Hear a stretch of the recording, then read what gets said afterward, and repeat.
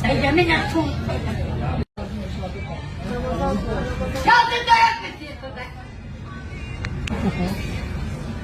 Bize söylüyor. Ben kanunu dinlemem. Kırın. Tek bakayım. Kafanda nerede? Kaldırır başını yalanır. Ya kime diyorum ben? Sana diyorum sana. Sana diyorum. Bak kırarım ayağımı bak. Git sen. Bak insanlara baksamam ben. Bunun dizlerini kırarım bak. Sıkı git. Benim başım böyle yapsana. Terbiyesiz. Orada çıkma kaynamadı. Kalktım orada. Bu da karşıma oldu.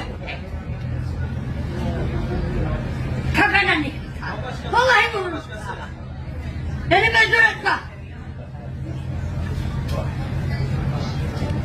Kadir Bey. Sizi başka birisi sanıyor. Bunların canını yetmesem ulan atılır.